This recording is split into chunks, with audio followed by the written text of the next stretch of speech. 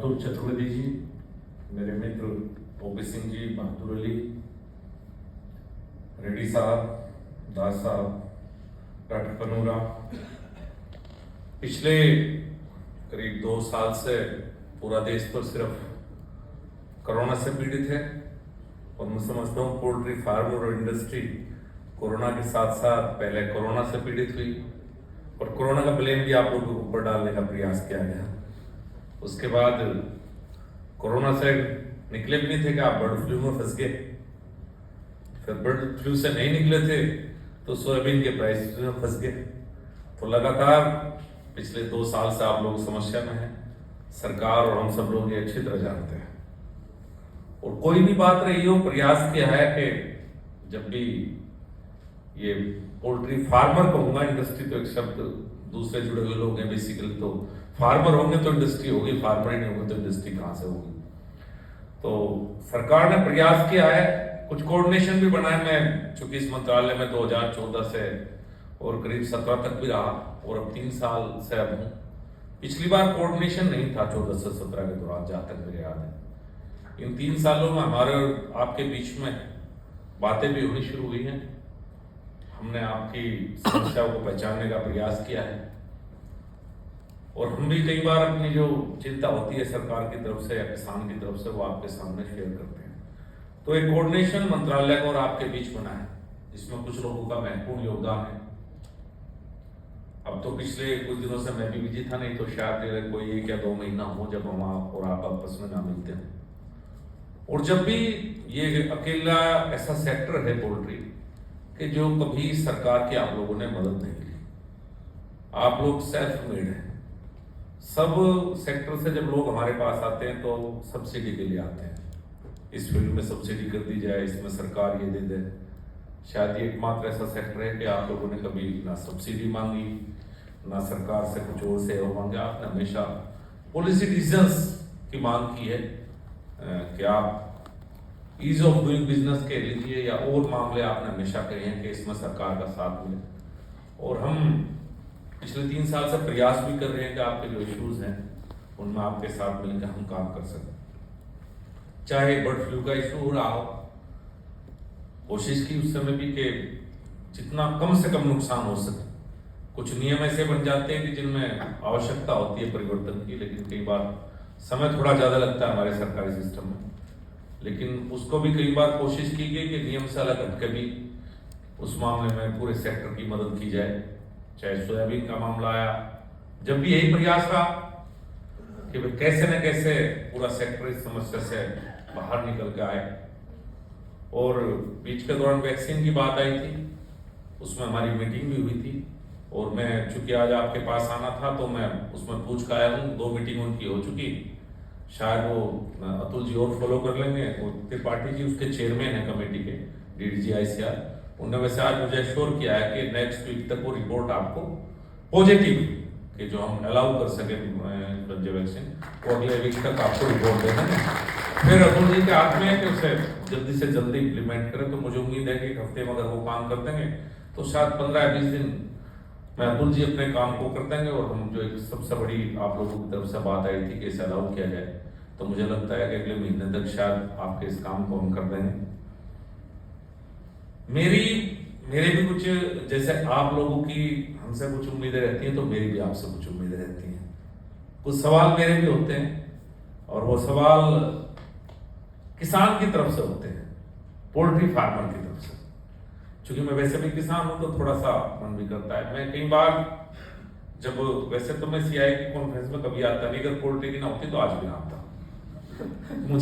मैं कभी इनमें नहीं आता इस तरह की कॉन्फ्रेंस में, लेकिन चूंकि पोल्ट्री की थी, आप लोगों से मिले बहुत दिन हो गए थे तो इसलिए आज मैं आया हूँ। नहीं मेरे याद नहीं कि इससे पहले कभी किसी 5 स्टार होटल में किसी कॉन्फ्रेंस में मैं गया हूँ।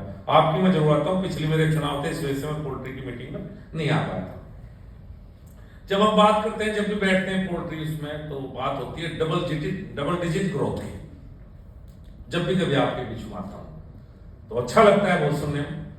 और हमारा पूरा सेक्टर चाहे फिशरी हो, उसकी भी ग्रोथ काफी अच्छी है और भी एग्रीकल्चर के मुकाबले काफी अच्छी ग्रोथ है एनिमल हस्बेंड्री सेक्टर की। और यहाँ तो डबल डिजिट की बात होती है। लेकिन जब मैं कभी गांव की तरफ जाता हूँ अब मैं कई महीने लगातार चुनाव में था, 4 से 5 महीने पूरे पश्चिम उत्तर प्रदेश में, विशेष रूप से पूर्वी उत्तर प्रदेश में भी गया। तो मेरा एक स्वभाव है कि जब निकलता हूं तो बात करता रहता हूं। डबल ग्रोथ तो है, लेकिन जब गांव में 2000 से 5000 बर्ड्स के जो छोटे से फार्म बनते हैं, जब मैं उनकी तरफ देखता हूं तो बंद होते रहे लगातार। मेरे खुद के गांव में, इस बार मैं अभी होली पे गांव में था, तो मेरे गांव में 4-5 छोटे छोटे फार्म थे, और शायद 2000 का, कोई 3000 का, कोई 5000 बर्ड्स का, इस तरह के फार्म्स काफी। अब सब बंद है। और डिस्ट्रिक्ट्स में भी देखा तो फार्म तो बंद होते जा रहे हैं और ग्रोथ डबल डिजिट है। ये समझ में नहीं आया ग्रोथ कहां हो रही है, वो ग्रोथ कहां है, वो मेरे समझने की आपसे मैं किस दिन अलग से बैठूंगा आपके साथ, जिससे मुझे आप समझा सकें कि ग्रोथ वो कहां है। मेरे कई मित्र हैं, चूंकि वेटनेरियन हूं, तो हमारे कई साथियों ने सीनियर जूनियर उस समय पे पोल्ट्री सेक्टर में आए, उन्होंने बीएससी करने के बाद पोल्ट्री फार्म खोला और बड़े आदमी बन गए, जिसको बड़ा आदमी बोलते हैं हमारी भाषा में, सब बड़े बड़े लोग हो गए। अब मैं देखता हूं पिछले कुछ सालों से कि कोई पोल्ट्री में बड़ा नहीं हो रहा, बड़े वही हैं जो बड़े बन गए पहले, नया कोई बड़ा नहीं बन रहा। इसके पीछे कारण मेरी समझ में नहीं आ रहा, और लगातार एक सुझाव जरूर दूंगा आपको कि जो ये इंटीग्रेशन है आपका, इस पर विचार कीजिए दोबारा। आप किसान को अपने साथ लेकर कैसे चलेंगे, ये आप जो बड़े प्लेयर्स हैं 6, 7, 8, ये आपकी जिम्मेदारी है। आप इससे मार्केट को कैसे स्टेबल करें, ये भी आपकी जिम्मेदारी है। सरकार से जो मदद चाहिए हम करने के लिए तैयार है। ये जो रोज मार्केट ऊपर नीचे गिरती उठती है, ये कोई बहुत बेहतर बात है। इससे छोटा किसान मारा जाता है। आप लोग तो सर्वाइव कर लोगे फिर भी, लेकिन आपका और किसान के बीच का जो इंटीग्रेशन है, इंटीग्रेशन में फार्म नहीं बढ़ रहे कहीं भी। मैं अब देखता हूं कि फार्म बंद हो रहे हैं। इंटीग्रेशन आया, आप भी हमसे बहुत अच्छी बातें करते हैं, जब हम बात करते हैं हम इतना दे रहे हैं, इतने किसान हमसे जुड़े हुए हैं, इतने किसान हमसे जुड़े हुए हैं, लेकिन मुझे ऐसा लगता है कि किसान एक से टूट के दूसरे जुड़ रहा है, नए किसान यहाँ पर नए फार्मर, पोल्ट्री फार्मर। मैं हरियाणा भी घूम जाता हूँ, मैं हरियाणा में भी देख रहा हूँ, बंद होते हुए पोल्ट्री फार्म तो दिखाई देते हैं, लेकिन नए पोल्ट्री फार्म मुझे दिखाई नहीं दे रहे। इस पर एक बार विचार करने की आवश्यकता है कि क्या पोल्ट्री में कोई मल्टीनेशनल टाइप एक उसमें तो नहीं फंस जाएगी। जो एक आम किसान पोल्ट्री से जुड़ा हुआ है वो नहीं होगा, तो मैं नहीं समझता कि मेरा concern as a minister 8 multinational 8 बड़ी कंपनियों के बजाय मेरा कंसर्न वो किसान है जो गांव में 2000, 4000, 5000 बर्ड्स पाल रहा है। और क्योंकि मेरा कंसर्न आपकी बड़ी कंपनी के साथ साथ ये है कि आप एम्प्लॉयमेंट कितना देते हैं। सरकार का तो बात यह है कि किसी भी सेक्टर को रोजगार वो कितने लोगों को दे रही है, इससे गवर्नमेंट की नजरों में उस सेक्टर के प्रभाव का आकलन होता है, पैसे से आकलन नहीं होता। आपका सेक्टर 10 लाख करोड़ का हो जाए तो मुझे फर्क नहीं पड़ेगा, हाँ आपका सेक्टर 10 लाख रोजगार देगा तो मुझे फर्क पड़ेगा। तो एक मैं आपके साथ हूं, समस्या में आप अच्छी तरह जानते हैं, मैं ऑन द वे या आउट ऑफ वे हमेशा आपके साथ रहता हूं। जो भी आपकी जेन्युइन बात है उसमें आपके साथ हमेशा रहता हूं, लेकिन मेरी एक जेन्युइन कंसर्न है, इस आप समझने का प्रयास कीजिए कि आपके और किसान के बीच में चल क्या रहा है। इसे आप एक बार प्लीज, मेरी रिक्वेस्ट है, अगर आप कहेंगे तो मैं भी चाहूंगा कि एक दिन में कुछ किसानों को बुलाऊं जो इंटीग्रेशन कर रहे हैं, आप लोगों को बुलाऊं, हम सब लोग बैठे हैं, हम तो एज ए मीडिएटर बैठे हैं। और लेकिन आप सोचें जरूर इस बात पे कि उन्हें भी साथ लेकर आपको चलना है, और आपकी समस्याओं के साथ साथ ये मेरा आपसे विशेष रूप से निवेदन है, ऐसा ना हो कि वो बहुत पीछे छूट जाए इस प्रोग्रेस की दौड़ में और आप बड़े होते चले जाए, बड़े होते। मुझे नए कोई लोग दिखाई नहीं दे रहे जो बड़े हो रहे हो। अच्छा जब भी लगता है जब गांव से कोई किसान पोल्ट्री फार्मर निकल के आए और वो बड़ा बने। तो मेरा एक अनुरोध आप लोगों से ये है कि इसमें जरूर एक मेरा तुमसे अनुरोध है, मैं पिछली बार भी नहीं कहा था, लेकिन मैं कई बार भूल जाता हूँ, राजनीति में ज्यादा इन्वॉल्व रहता हूँ। हमारे यहाँ एक पोल्ट्री एडवाइजरी कमेटी होती थी पहले तो जी, उसमें पोल्ट्री से जुड़े लोगों की एक कमेटी थी जो मंत्रालय के साथ लगातार बातचीत करती थी। पहले होता था, बीच में कई साल पहले ये कमेटी भंग हुई और दोबारा बन नहीं पाई। तो मेरा मुझे आपसे अनुरोध है कि हम और ये साथ मिलकर काम करें, उसके लिए एक कमेटी बन जाए जिसमें इनके भी प्रतिनिधि हो, सारे सेक्टर्स के हों और हम लोग भी हों, जिससे रेगुलर जब इनकी समस्या तो जब आते हैं, जब भादरौली आएंगे या कोई जब समस्या होगी उस समस्या के बिना भी हम लगातार 2-3 महीने में एक बार मिलते रहे। तो मेरा अनुरोध है कि एक बार उसे पोल्ट्री एडवाइजरी कमेटी को आप जरूर देख लें, संभव हो तो उसे बना दें एक बार दोबारा, इन लोगों से नाम लेकर सब लोग साथ रहेंगे तो बेहतर रहेगा। हम और आप बीच बीच में मिलते जुलते रहेंगे। एक और मेरा कंसर्न है, कुछ ये इंडस्ट्री से कंसर्न है, तो पोल्ट्री फार्मर का कंसर्न था। ये जो इंडस्ट्री है, जो साथ में जुड़े हुए, मैं इंडस्ट्री कहूंगा, पोल्ट्री के साथ जुड़े हुए, चाहे वो मैन्युफैक्चरर हो या कुछ हो, इंडस्ट्री की उसमें आते हैं। हम लोग वैक्सीन बाहर से मंगाते हैं, हम लोग जो फीड एडिटिव्स हैं उसको बाहर से मंगाते हैं। इतने बड़े बड़े ग्रुप्स आप लोग हैं, आप रिसर्च एंड R&D का टोटली मामला, इनोवेशन, इसमें हम कहीं ना कहीं पीछे हैं। अगर जब आप यहाँ इतने बड़े बड़े आप लोग हैं, क्या इस कंट्री में हम ये बना नहीं सकते? हम बाहर से ला रहे हैं लगातार, और एक बहुत बड़ा मार्केट ऐसे लोगों की ने कैप्चर कर रखा है कि जो सिर्फ ट्रेडिंग कर रहे हैं कि बाहर से लाना और यहाँ बेचना। तो मेरा अनुरोध ये है कि इस पर भी हम सब लोग विचार करें। जब प्रधानमंत्री हमेशा मेक इन इंडिया की, और अभी अतुल जी ने सब बातें बताई, उन बातों पर मैं जानना चाहता कि आत्मनिर्भर भारत और उनकी बात करते हैं, तो आप तो अच्छा सेक्टर है, आप लोगों को इस पर विचार करना चाहिए कि हम ये फीड एडिटिव हों या ये हों, वैक्सीन हो, ये बाहर से लाने के बजाय अगर हम हिंदुस्तान में बनाएंगे तो जब भी तो आत्मनिर्भर भारत होगा, जब हम यहाँ ही बनाना शुरुआत करेंगे। आप बड़े लोग हैं, आप बना सकते हैं, मुझे पता है। और कई बार एक मन में रहता है, मल्टीनेशनल कंपनियां, कुछ और बड़ी कंपनी का मन में रहता है कि भाई देश में होगा क्या। मैं आपको सरकार की तरफ से आश्वस्त करता हूं कि कहीं भी कोई इंडस्ट्री लगाना चाहता है, कोई यूनिट लगाना चाहता है, जो संभव केंद्र और प्रदेश सरकार, हम यहीं से नहीं, अगर स्टेट गवर्नमेंट में भी आपकी कोई प्रॉब्लम है तो ये मंत्रालय आपके साथ उस समस्या में भी रहेगा, उस समस्या का आपसे समाधान कराएंगे। आपको कहीं भी नीचे नहीं होने देंगे। बस लोग आप लोग आगे आना शुरू कीजिए प्लीज इस मामले में। ये ट्रेडिंग मत कर दीजिए, ये ट्रेडिंग वाला मामला बाहर से लाके यहाँ बेचना बहुत हो गया। अब तो खुद बनाइए साहब, हिंदुस्तान आगे बढ़ रहा है सब सेक्टर में। अब तो हम डिफेंस में हथियार बनाने लगे, तो ये तो है क्या, छोटे छोटे ये हम बना सकते हैं। मुझे ऐसा लगता है, कभी शायद आप लोगों ने गंभीरता से सोचा होगा, नहीं सोचा होगा। 2 निवेदन मेरे हैं, इंटीग्रेशन वाला और ये बाकी आपके होंगे, मैं मानूंगा। ये 2 निवेदन मेरे आप लोगों से हैं। एक बात आई डाटा की, मैं बहादुर जी की बात से सहमत हूँ कि डाटा की एक समस्या रहती है सरकारों में। हमारे यहाँ डाटा ऑफिस में बैठ के बनता है एक्चुअली। हम लोग यहाँ से प्रदेश सरकार को लिखते हैं, प्रदेश सरकार के अधिकारी उस पर सोते रहते हैं, फिर आखिर में अतुल जी का डंडा चलता है, सबके फोन होंगे तो वो डाटा फर्जी बना के यहाँ भेज देंगे, उस डाटा को कंपाइल करेंगे। वो किसी भी एग्रीकल्चर में हुआ, यूनिवर्सिटी में, सब में यही है मामला। लेकिन मैं आप लोगों से कहूँ, आप लोग भी तो हम अपना डाटा नहीं देते।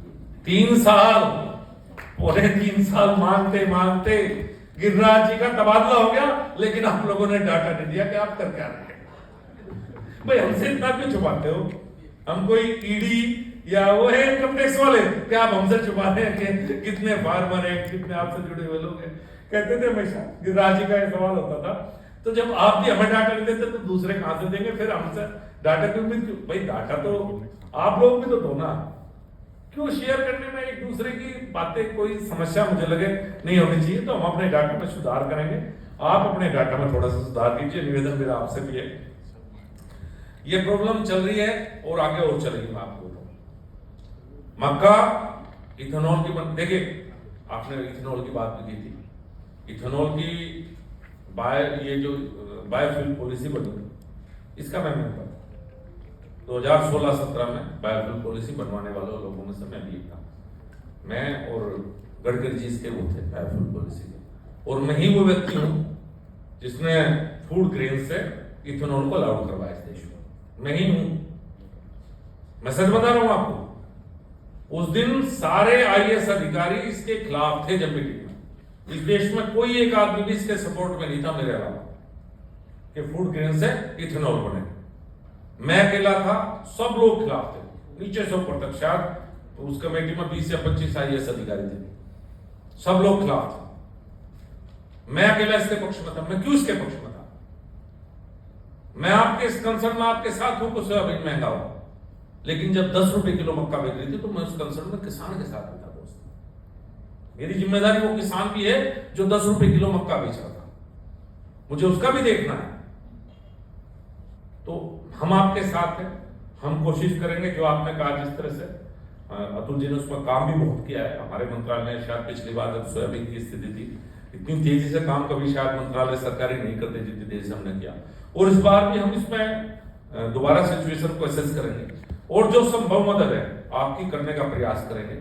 लेकिन हमें किसान को भी देखना है। किसान का 10 रुपए किलो मक्का भी हम नहीं बिकवा सकते थे। किसान को जेन्युइन प्राइस में समझ, और यह आपने बिल्कुल ठीक कहा कि जब बढ़ते प्राइसेज हैं किसान को कभी नहीं मिलता, वो बिचौलियों के पास जाता है। किसान से तो शुरू में जब फसल होगी, ये जो बढ़ते हुए प्राइसेज है ना कि 40 से 60, 60 से 80, 80 से 100, ये किसान तक नहीं पहुंचते, ये तो बिचौलिया खाते हैं। तो हम कोशिश करेंगे कोई ऐसा मैकेनिज्म बनवाने का कि जिससे आपके साथ हर साल ये समस्या ना आए कि आपके सोयाबीन और मक्का आपको जायज रेट पे मिले। इसमें थोड़े प्रयास आपको भी चाहिए, आपको भी इसमें भी वाकई ध्यान देना पड़ेगा। आपकी एसोसिएशन मजबूत हैं, आपको भी इसमें ध्यान देना पड़ेगा कि हम किस तरह से किसान से भी सीधा जुड़ने का प्रयास करें या कैसे करें। इस पर एक नई सोच के साथ हमें आपको आना पड़ेगा। हम सिर्फ ये नहीं सोच सकते, क्योंकि हमेशा हुआ इथेनॉल की इतनी इंडस्ट्री लग रही है कि आने वाले समय में मक्का और चावल इस देश में, टूटा हुआ चावल जैकिन की बोलते हैं हमारे यहाँ, वो और मक्का इथेनॉल में बहुत जाएगा आने वाले समय में। ये मक्का की तो प्रोडक्ट, और देखिए जब हम डाइवर्सिफिकेशन की क्रॉप की बात करते हैं तो पूरे नॉर्थ इंडिया में बात आती है कि धान और गन्ने की जगह हमें मक्का या इन फसलों में जाना चाहिए।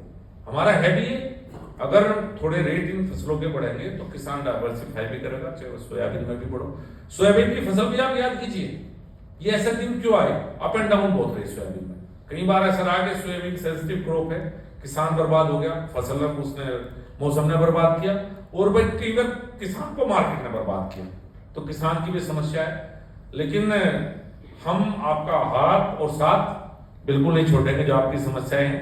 बस मेरा निवेदन यही है कि जैसे अभी एक्सपोर्ट की बात आई तो मेरा भी मन है कंपार्टमेंट और ये जोनिंग अगर आप इस पर कर देंगे। एक बात और समझिए कि हमारा मंत्रालय है कि इसमें बहुत बड़े एक्सपर्ट हम लोगों के पास नहीं है।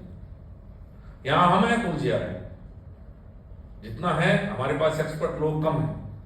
तो आप अगर कंपार्टमेंट पे भी काम करना चाहते हैं जोनिंग में कंपार्टमेंट में, हम आपके साथ हैं। आप चूंकि एक्सपर्ट लोग हैं, आपके पास बड़ी बड़ी टीमें हैं, आप लोग बेसिक होमवर्क करके हमें दीजिए कि ये होना है। हम उसे बिल्कुल आपकी जो भी जायज बात होगी, चाहे बर्ड फ्लू की वजह से हो समस्या उन्हें दूर करने की हो, कंपार्टमेंट बनाने हो, जो भी बात होगी उसमें हम आपके साथ हैं। आप बेसिक रिसर्च करने के बाद हमारे पास आइए, हम उस चीज को लागू करेंगे। और मैं उम्मीद करूंगा कि हर 1 या 2 महीने में हम और आप मिलते रहेंगे, आप मेरे कंसर्न समझते रहेंगे और मैं आपकी समस्याएं समझता रहूंगा। तो जब भी गाड़ी थोड़ी सी दोनों पहिया मिलकर साथ चलेंगे, जब भी आगे चलेंगे। आप सबका बहुत बहुत धन्यवाद, बहुत बहुत धन्यवाद।